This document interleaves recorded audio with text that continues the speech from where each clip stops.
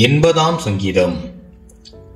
சாட்சி விளங்கும்படி ஷோஷனீம் எடூத் என்னும் வாத்தியத்தில் வாசிக்க ராக தலைவனுக்கு உபவிக்கப்பட்ட ஆசாபின் சங்கீதம். இஸ்ரவேலின் மேய்ப்பரே, யோசேப்பை ஆட்டு மந்தையைப் போல் நடத்துகிறவரே, செவிகொடும்.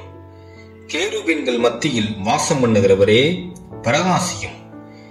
எப்ராயிம், பென்யமீன், மனாசே என்பவர்களுக்கு முன்பாக நீர் உமது வல்லமையை எழுப்பி எங்களை ரட்சிக்க வந்தருளும்.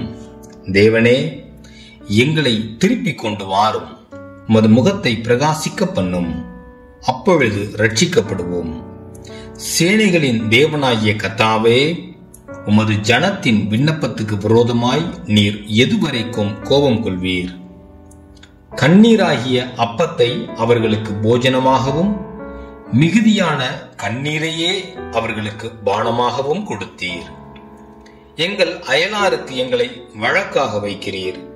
எங்கள் சத்துருக்கள் எங்களை பரியாசம் பண்ணுகிறார்கள்.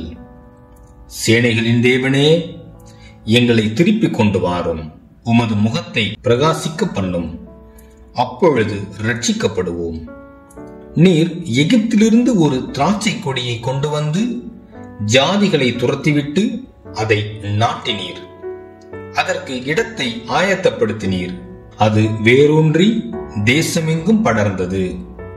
அதன் நிழலால் மலைகளும் அதன் கிளைகளால் திவ்யமான கேதுருக்களும் மூடப்பட்டது. அது தன் கொடிகளை சமுத்திரமட்டாகவும் தன் கிளைகளை நதிமட்டாகவும் பரவவிட்டது.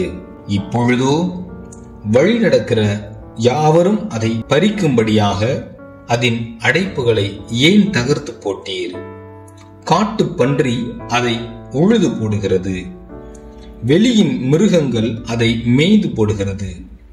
சேனைகளின் தேவனே, திரும்பி வாரும். வானத்திலிருந்து கண்ணோக்கி பார்த்து இந்த திராட்சை செடியை விசாரித்தருளும். உம்முடைய வலதுகரம் நாட்டின கொடியையும் உமக்கு நீர் திடப்படுத்தின கிளையையும் கடாட்சித்தருளும். அது அக்னியால் சுடப்பட்டும் வெட்டுண்டும் போயிற்று. உம்முடைய முகத்தின் பயமுறுத்தலால் அழிந்து போகிறார்கள். உமது கரம் உமது வலது பாசத்து புருஷன் மீதிலும் உமக்கு நீர் திடப்படுத்தின மனுஷகுமாரன் மீதிலும் இருப்பதாக. அப்பொழுது உம்மை விட்டு பின்வாங்க மாட்டோம். எங்களை உயிர்ப்பியும், அப்பொழுது உமது நாமத்தை தொழுது கொள்ளுவோம். சேனைகளின் தேவனாகிய கர்த்தாவே, எங்களை திருப்பிக் கொண்டு வாரும். உமது முகத்தை பிரகாசிக்க பண்ணும், அப்பொழுது ரட்சிக்கப்படுவோம்.